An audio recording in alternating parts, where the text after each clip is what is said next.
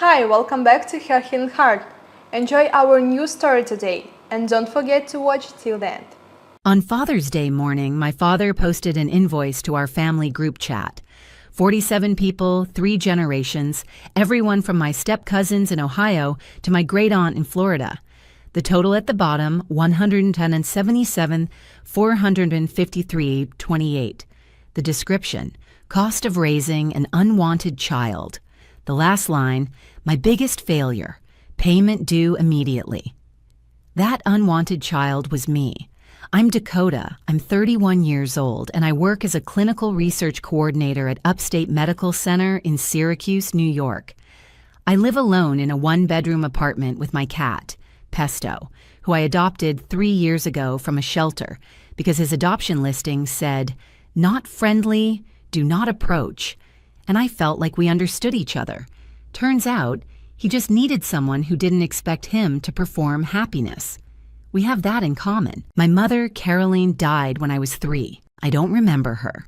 Just photographs and a locket my grandmother gave me before she passed. My father, Asher Keller, remarried when I was 5. His new wife, Jolene, came with a smile that never quite reached her eyes and a way of saying my name that made it sound like a disease. They had 2 more children together, my half-brother Wade, who's 24 now, and my half-sister Tamsin, who just turned 22. Growing up, I was always the extra one, the reminder of the wife my father wanted to forget, the line item that didn't fit the budget. I spent my whole childhood trying to be small, trying not to cost too much, ask for too much, need too much. When Wade and Tamsin got new clothes for school, I got hand-me-downs from a cousin in Rochester. When they went to Catholic Academy with the plaid skirts and the good test scores, I went to public school, 3 bus transfers away. When they got braces at 13, I smiled with my mouth closed until I could afford Invisalign at 27, paid for with my own money, on a payment plan that took 2 years to finish. And I told myself this was normal. I told myself my father was doing his best. I told myself the difference in treatment was in my head. Then came that invoice. I was sitting at my kitchen table with my coffee when my phone started buzzing. The family group chat, the one we only use for holidays and death announcements, was suddenly active. I opened it expecting someone's birthday or maybe a photo of someone's new grandchild. Instead, I saw a spreadsheet. My father had formatted it professionally. Categories, subcategories, line items. 18 years of shelter allocation at $847 per month. Food and nutrition, conservatively estimated at $34,200, $12,000 for emotional distress compensation, and my personal favorite, $2,847.28 for transportation to school events I attended against my preference. He'd even given me a credit, negative $54,886 for minimal childcare costs due to subjects' self-sufficiency. Apparently, the fact that I never asked for anything was worth a discount. The final line read, payment due immediately. Sincerely, Asher R. Keller, Father, reluctantly. I stared at my phone for so long that Pesto jumped on the table and knocked it into my coffee. I fished it out, dried it on my shirt, and read it again, and again. And again. The responses were already rolling in. Jolene sent a single emoji, a clapping hands. Wade didn't respond. He was probably at work, or maybe he just didn't know what to say. Tamsin sent me a private message, 3 question marks, and what the hell is happening? Aunt Beverly, my father's sister, wrote something about how maybe this wasn't the appropriate venue for family discussions. Uncle Morris read the message and said nothing. A few distant cousins reacted with shocked face emojis. Wade's wife, Kelsey, left the group chat entirely. 47 people watched my father put a price tag on my existence, and most of them said nothing at all. I noticed one line item that made me laugh, though the laugh came out wrong, more like a choke. $45. Birthday cake 2002. Oh, I remember that cake. It was from Walmart. Half price because it was a day old, and it said, "Congratulations, graduate," in blue frosting. Someone had scraped off "graduate" with a butter knife and written Dakota in its place. I was 7 years old. I remember thinking it was the most beautiful cake I'd ever seen because it was mine. Now I know it cost $45, and apparently that was $45 too much. I called in sick to work that day. First time in 3 years. I sat in my apartment and read that invoice over and over, trying to understand why. Why now? Why so public? My father is a lot of things.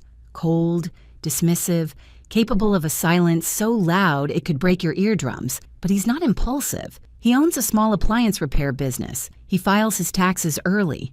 He plans. So what was he planning? I didn't know yet that my grandfather, Russell Keller, had recently told the family he wanted to update his will, that he'd mentioned wanting to speak with each grandchild personally, that my father had spent the last 4 months watching his inheritance slip away and decided the best defense was a public offense. I didn't know that the man I'd been told my whole life had abandoned me, my own grandfather, had actually been sending money for me every single month since my mother died. I didn't know any of that. Not yet. All I knew was that my father had just told 47 members of my family that raising me was his biggest mistake, and I had to decide what to do about it. I spent 2 days in a fog, not crying, calculating.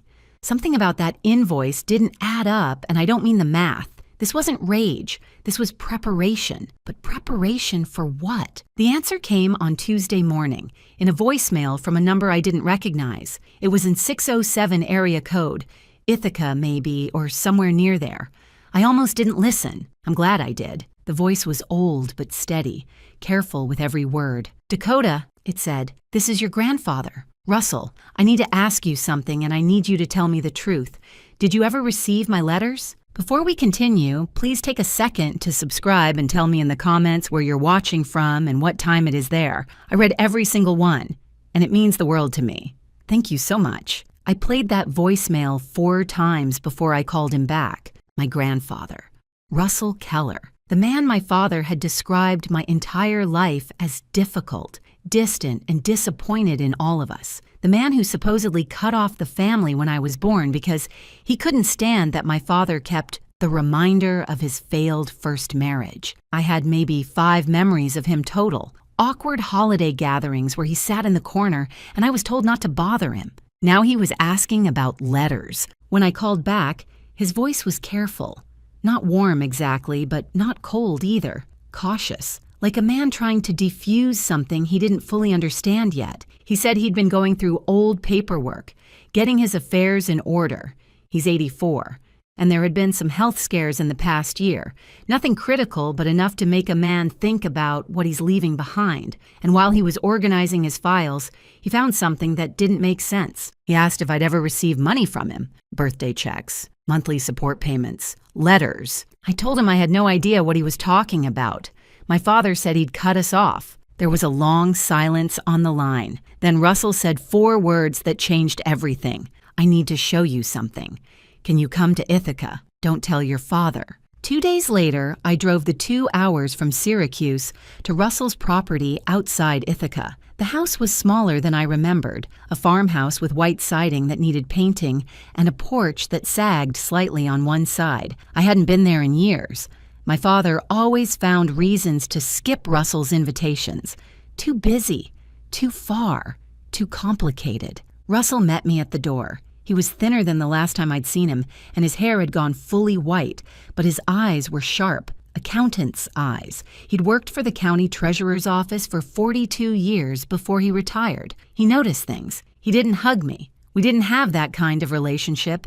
Instead, he led me to the kitchen table, where a single canceled check sat waiting. The date was March 1998. The amount was $1,200. The memo line read, "For Dakota monthly support." I'd never seen a penny of that money. Russell watched my face as I processed it. Then he said, quietly, that he'd sent one of these every month for 19 years. From 1998, when my mother died, until 2017, when I graduated college, and my father told him I didn't need help anymore. 19 years, $1,200 a month. That's $273,600, not counting the emergency requests. Money for braces I never got, summer camps I never attended, college expenses I paid for with loans, and 2 part-time jobs. I asked him why he never checked, why he never called me directly, never showed up, never made sure the money was going where it was supposed to go. The answer broke something inside me. He said he tried. When I was a child, he sent letters, birthday cards with money inside. They came back, returned to sender. He called the house, and my father always had an excuse. Dakota's at school, Dakota's with friends. Dakota doesn't want to talk right now. When I got older, he asked for my phone number. My father said I'd changed it, said I didn't want contact with that side of the family, said I blamed Russell for my parents' problems, for the divorce he'd had from my grandmother years ago, for things I didn't even know about. Russell believed him. Why wouldn't he? Asher was his son. Then, 2 years ago, something happened that started Russell wondering. Wade got married. Russell sent a $10,000 check directly to Wade as a wedding gift. The first time he'd sent money to one of the grandchildren without going through Asher. Wade called to thank him, and in that conversation, Wade said something that stuck in Russell's mind. "This is so generous, Grandpa. Dad always said you weren't really the gift-giving type." Russell had been sending money to that family for over 2 decades, hundreds of thousands of dollars, and his own grandson thought he was cheap. That was when Russell started looking through his records. He pulled out a box of old documents, canceled checks, letters, bank statements. The box was dusty, but organized. 42 years as an accountant will do that to a person. He'd kept everything. One item fell out as he sorted through the papers. A photograph of me at 7 years old, dressed as a calculator for Halloween. Cardboard box, construction paper buttons, a plus sign drawn in marker on my forehead. Russell said my father had sent him that photo with a note. "She wants to be just like you." I laughed, but it hurt. The truth was I'd been a calculator because it was the cheapest costume we could make. I'd wanted to be a princess. My father said we couldn't afford the dress. Russell looked at that photo differently now. He pulled out another document, a letter from Asher dated October 2002, asking for $50 to cover Dakota's Halloween costume. He'd charged my grandfather $50 for a cardboard box and some markers, and I never saw a cent. I wanted to see everything right then. I wanted to take photos, make copies, build a case. But Russell stopped me. He said he needed to be sure. Some of these records were old, and he wanted to request official bank statements to confirm everything matched. He needed to verify before he accused his own son of theft. I understood. I'm the same way. In my job, you don't make claims without data to back them up. But I also knew something Russell didn't. My father wasn't going to wait for us to build a case.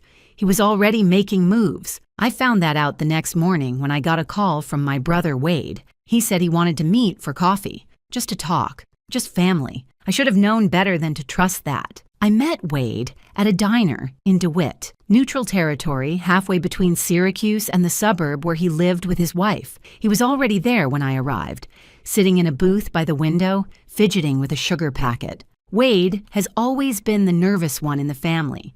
He's worked for our father's appliance repair business since he was 18, never had another job, never tried to leave. He's not mean exactly. He's just soft. The kind of person who goes along with things because fighting seems like too much effort. I thought maybe, just maybe, he was reaching out because he felt bad about the invoice, because he wanted to understand, because somewhere in there, he remembered that we used to build blanket forts together when he was 5 and I was 12, before Jolene made it clear that we weren't supposed to be that close. We made small talk for a few minutes. His job, my job, the weather, because apparently we'd run out of things to say. Then he started asking questions. Had I talked to Grandpa? What did he say? Did he show me anything? I wanted to believe my brother was on my side, so I told him.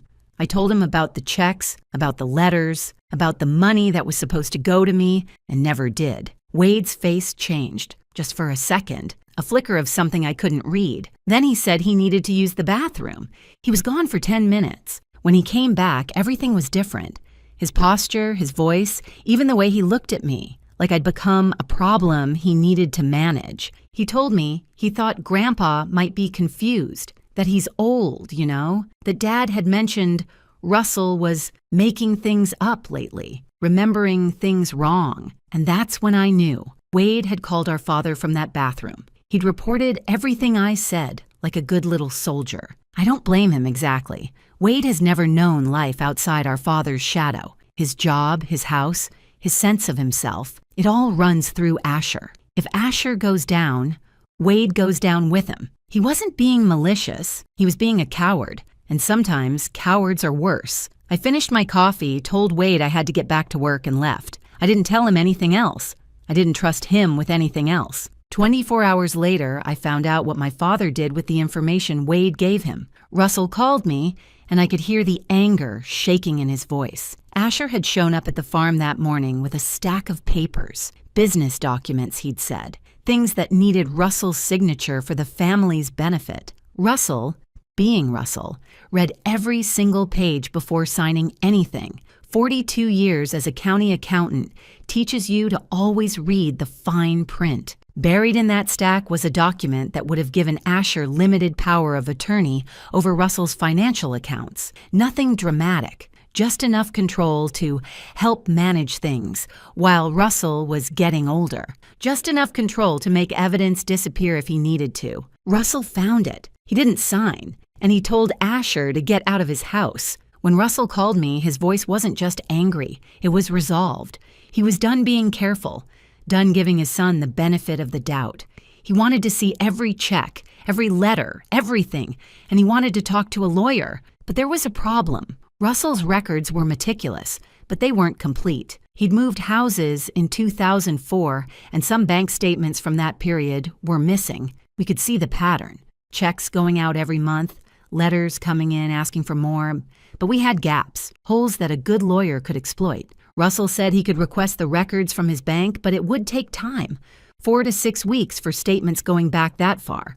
We'd have to be patient. Patience is not my strong suit, but I didn't have a choice. Then, 3 days later, I got a text from my sister Tamsin. She wanted to meet, not at our parents' house, somewhere private. I was suspicious. After Wade, how could I not be? But something about her message felt different, urgent, almost scared. We met at a park in Skaneateles. Sitting on a bench overlooking the lake, Tamsin was pale, her hands gripping her purse like it might fly away if she let go. She said she needed to show me something, but I had to promise, not to tell anyone where I got it. Then she pulled out a manila folder. The label on the front read, Dakota Records. She'd found it in our father's home office. She'd overheard him and Jolene arguing a few nights before. Something about drafts, about documents that should have been destroyed. Tamsin waited until they left the house, then searched. What she found was worse than anything I'd imagined. Inside that folder were drafts of the invoice. Not one draft, 6, dating back to January, almost 6 months before Father's Day. Notes in Jolene's handwriting covered the margins. Add emotional distress category. Remove the medical expenses line. Too obvious, we made it up.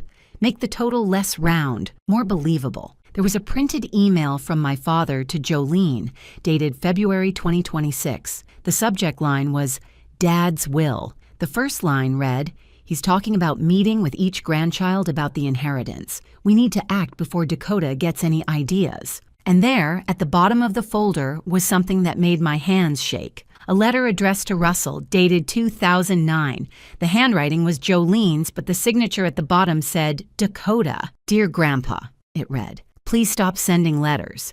I don't want contact with you anymore. I never wrote that letter. I didn't even know Russell was sending letters. Jolene had forged my name to cut off the one person who actually cared about me. Tamsin watched my face as I read it. When I looked up, she was crying. She said she always knew something was wrong with how they treated me. She just didn't know how wrong. And when she found this folder, she realized our parents had been planning to destroy me for months, maybe years. I asked her why she was helping me, what she wanted. She said she didn't want anything. She just didn't want to be part of a family that did this to people. She wanted out. I believed her. Maybe that makes me naive, but I believed her. I drove home that night with a folder full of proof that my stepmother had been forging my identity for 15 years, that my father had been planning this attack for 6 months, that I had been a source of income before I was old enough to tie my shoes. But I also had something I hadn't had before. I had evidence. I had allies, Russell, Tamsin, maybe others once they saw the truth. And I had time. 6 weeks until the bank records arrived.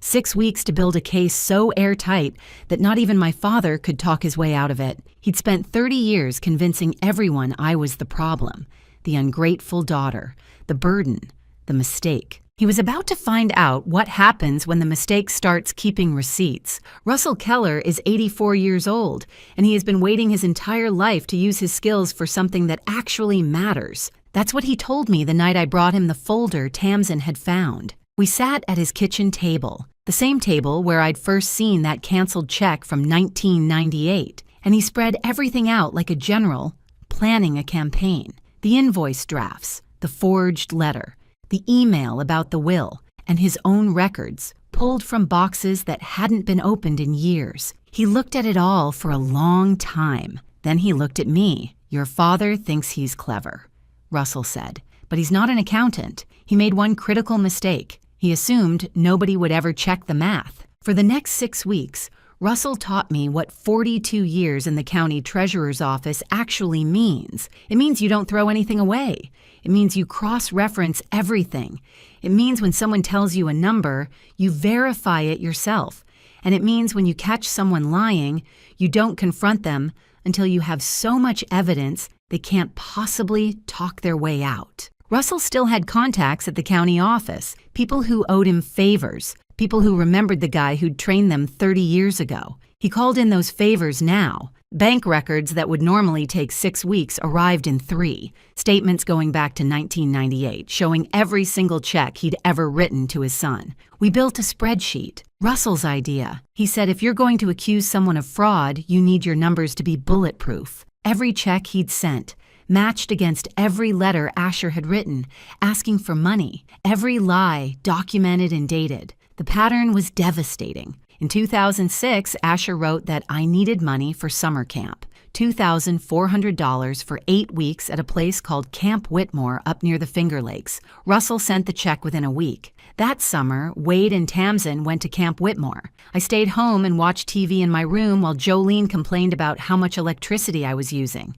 In 2008, Asher wrote that I needed braces, $4,200 for the full treatment. Russell sent it. I never got braces. My teeth stayed crooked until I was 27, when I signed up for Invisalign and paid $127 a month for 2 years out of my own pocket. In 2013, Asher wrote that I was starting college and needed help with expenses, $8,500 for the first year. Russell sent it, proud that his granddaughter was going to university. I took out $34,000 in student loans and worked 2 jobs, one at the campus library, one at a coffee shop 3 blocks from my dorm. I graduated with debt that took me 8 years to pay off. I finished the last payment 14 months ago. In 2017, Asher sent Russell a check for $1. The memo line said, "D is off the books." That same year, according to a credit application Russell's lawyer managed to obtain, Asher listed his savings at $847,000 and his annual household income at $185,000. He wasn't struggling. He was hoarding. Total amount Russell sent specifically for my care over 19 years. $341,600. Total amount I actually received. 0. Amount my father had the audacity to invoice me for $177,453.28. He'd stolen twice what he claimed I owed him, and he'd done it while making me feel guilty for existing. Russell handled the legal side. He met with 2 attorneys, one for estate planning, one for civil litigation. The estate attorney updated his will. Asher would receive only what he was legally entitled to under New York law. You can't fully disinherit a child, but you can reduce their share to the statutory minimum. Everything else would go to the grandchildren with me named as executor. The farm, the property Asher had been talking about inheriting for 30 years, would go to me. The civil attorney was more cautious. There was definitely a case for fraud, she said. The letters Asher had written specifically stated the money was for my needs. Using it for other purposes constituted misrepresentation. We could sue for the full amount, plus interest, plus legal fees. But civil cases take time. Discovery, depositions, motions. It could be 2 years before we saw a courtroom. Russell is 84. He might not see the end of a trial. The alternative was a settlement. File the lawsuit, make it clear we had overwhelming evidence, and negotiate a resolution. Asher could fight it in court and risk a judgment that would destroy him financially, or he could settle for a painful but survivable amount. Russell chose the settlement path, not because he wanted to go easy on his son, he was far past that, but because he wanted to see justice while he was still alive to appreciate it. While we were building our case, Asher was getting nervous. I could see it in the family group chat. He'd post messages clearly aimed at me, still waiting on that apology from certain people. Some of us understand gratitude, others never learned. I have receipts too, you know. He didn't have receipts. He had nothing but the story he'd been telling for 30 years. Aunt Beverly called me during this time. She wanted me to drop the whole thing. "This is tearing the family apart," she said. "Can't you just let it go? For everyone's sake?" She talked about how Russell was old, how Asher was his son, how I shouldn't make my grandfather choose between us. I thanked her for calling. I understood her position. Some people want peace more than they want justice. They're willing to let the guilty go unpunished if it means avoiding conflict. I'm not one of those people. The sweetest moment came near the end of those 6 weeks. Russell handed me an envelope one evening, said he'd found it while organizing his files. Inside was a letter he'd written me in 2001, when I was 6 years old. It had been returned to sender. Asher had never given it to me. The letter talked about how proud Russell was of me, how I looked just like my mother, Carolyn, how he couldn't wait to teach me to make his famous apple pie, the one with the lattice crust that his own mother had taught him when he was a boy. I was supposed to learn that recipe at 10, then 12. Then it never happened at all. I cried for the first time since all of this started. Not for the money. Money can be recovered. I cried for the 30 years of relationship my father had stolen from me. The birthday cards, the letters, the recipes and stories and small moments that should have been mine. That's the crime that can never be fully repaid. My father didn't just steal $341,600. He stole my grandfather. By the end of July, we had everything. Bank statements with official seals, letters with their postmarks intact, the forged note in Jolene's handwriting, the Dakota file documenting 6 months of planning, and Russell's spreadsheet color-coded and cross-referenced, which could make a forensic accountant weep with joy. Russell picked up the phone and called his son. "Asher," he said, "come to the farm Saturday morning, just you. We need to discuss what you've done with my money." For the first time in 58 years, my father didn't have a lie ready, because for the first time in his life, someone had checked the math. I wasn't there for the conversation between Russell and Asher. My grandfather wanted to face his son alone, man to man, without me as a distraction or a target. I understood, even though the waiting nearly killed me. What I know about that morning comes from Russell himself, and from a recording he made. New York is a one-party consent state. You can record a conversation you're part of without telling the other person. Russell knew this. 42 years in county government teaches you things. I've listened to that recording more times than I can count. It's 47 minutes long, and it contains the complete destruction of my father's carefully constructed reality. It started calm. Russell had the spreadsheet printed out and waiting on the kitchen table. Every check, every letter, every lie. Dated, sourced, and verified. I sent you $341,600 over 19 years, Russell said. The memo line on every check said it was for Dakota. The letters you wrote said she needed braces, camp, college money. Where did it go, Asher? My father's first instinct was denial. The money was for household expenses, he said. I was part of the household. It was a reasonable interpretation of Russell's generosity. Russell didn't raise his voice. He just pointed to the documents. The memo line says, for Dakota, every single check. You wrote me letters saying she needed orthodontics. She never got braces. She paid for her own dental work at 27. You said she needed camp.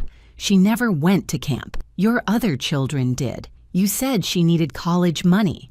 She took out $34,000 in student loans while you had $847,000 in savings. When denial failed, my father tried manipulation. Dad, you're confused. This was a long time ago. Things get mixed up in memory. I'm not confused, Russell interrupted. I'm an accountant. I have bank statements with official seals.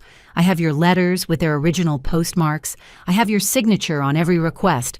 Would you like to see them? Then came the anger. I can hear it on the recording. My father's voice rising, losing control. She was a burden, he shouted.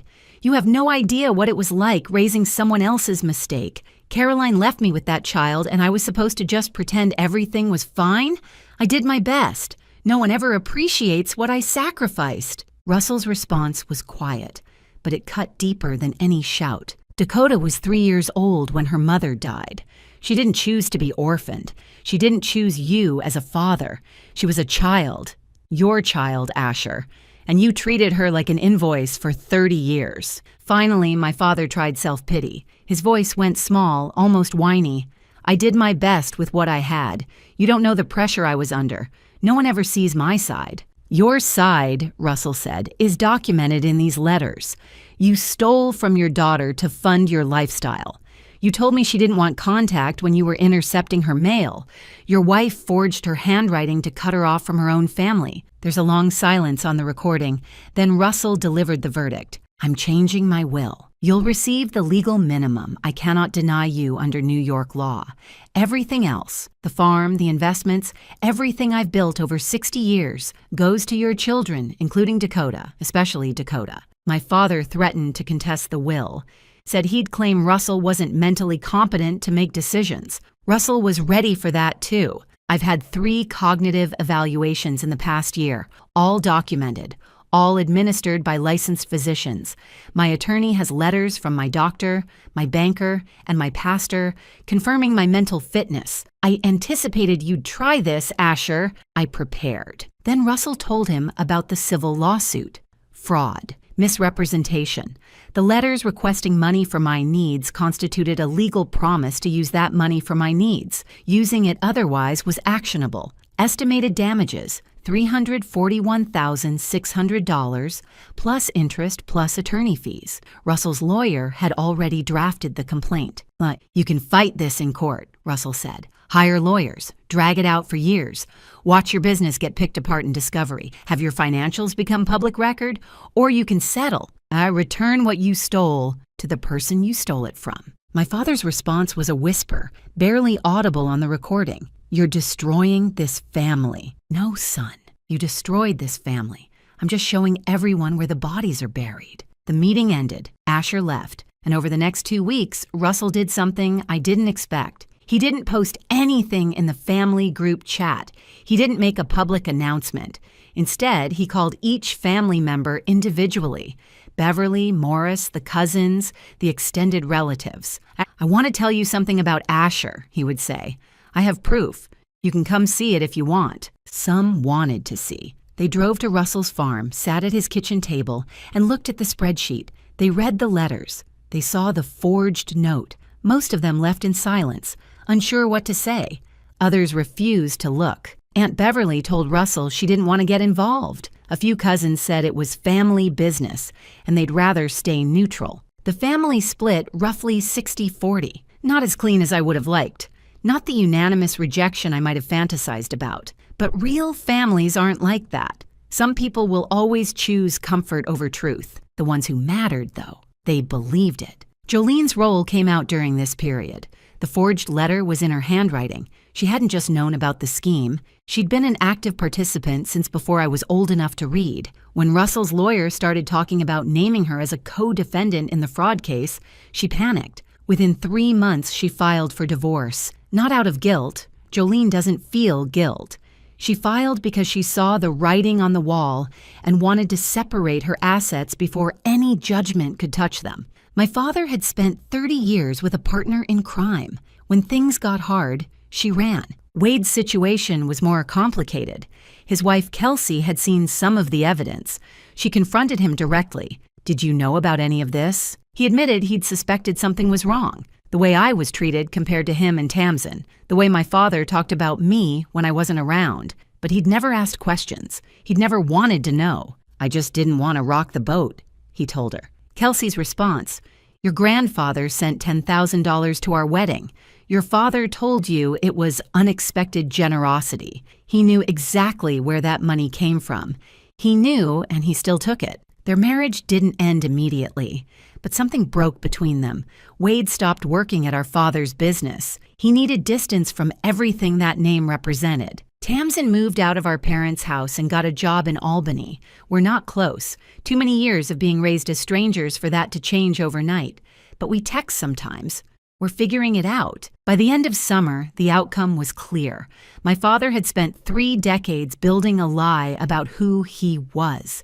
A martyr, a sacrificer, a father who gave everything for an ungrateful child. It took one spreadsheet to tear it all down. If this story has touched you, please take a second to subscribe and drop a comment. Your support means everything, and it helps me keep sharing these stories. Thank you so much for being here with me. Now, let me tell you how this ends. 6 months after my father sent that invoice, we gathered in a conference room at Russell's lawyer's office in Ithaca to finalize the settlement. The civil case never went to trial. My father couldn't afford the legal fees and the risk of a judgment. His attorney told him the evidence was overwhelming. If this went before a jury, he would lose everything. A settlement was his only viable option. The terms? $280,000 paid to me over 7 years, $40,000 a year, every year, until the debt was cleared, not the full amount he'd stolen. We compromised to avoid the uncertainty of a trial and the years it would take to resolve. But enough to matter.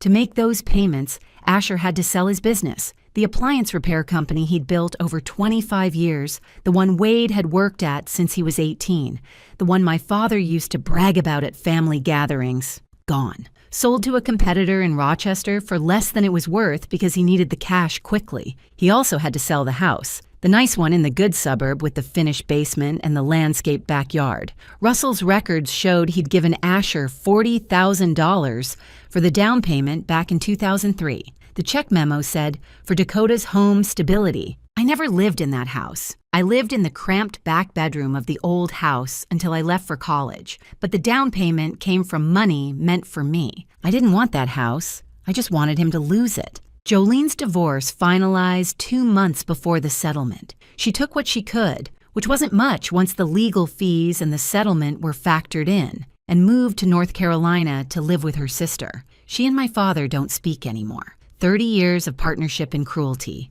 ended by the first real consequence either of them ever faced. My father lives in a rental apartment now, 2 bedrooms on the 2nd floor of a complex near the highway.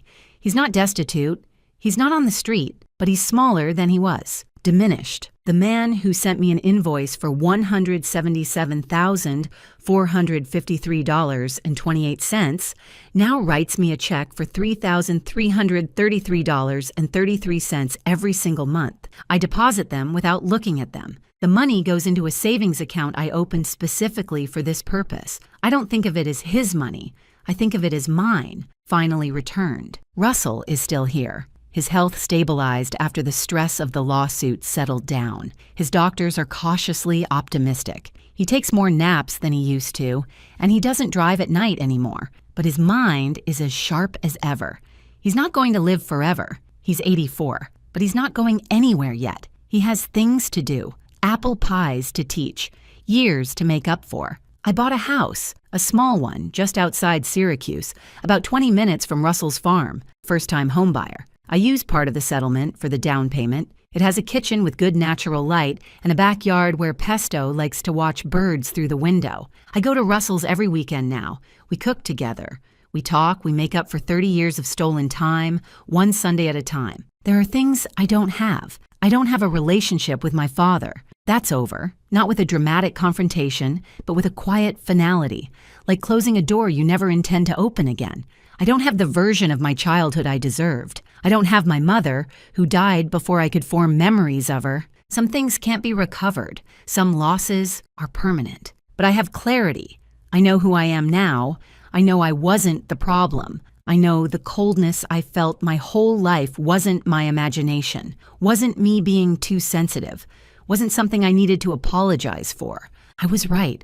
I was always right. Last weekend, I stood in Russell's kitchen, helping him make his famous apple pie, the one with the lattice crust, the one he wanted to teach me when I was 10. While we worked, he reached into a drawer and pulled out a birthday card from 2001, my 6th birthday. It still had a crisp $100 bill inside. Never spent, never delivered. I sent one of these every year until you turned 18, he said. Your father returned them all, said you didn't want my money. I didn't take the bill out. I put the card on the refrigerator door with a magnet from a pizza place in Ithaca. I don't need the $100, Grandpa, I said. I needed you, and I have you now. Russell doesn't do sentimental moments.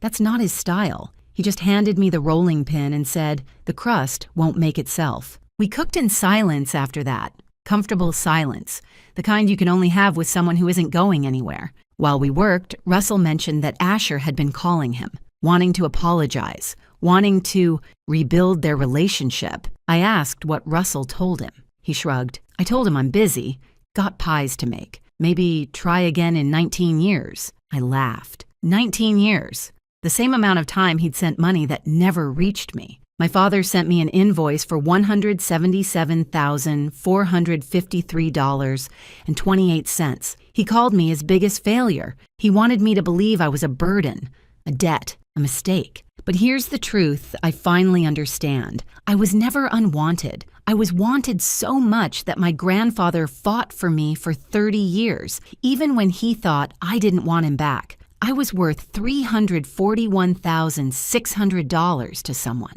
More than that, I was worth every letter, every birthday card, every returned envelope that he kept anyway, just in case someday I'd ask about them. My father's invoice got the math wrong.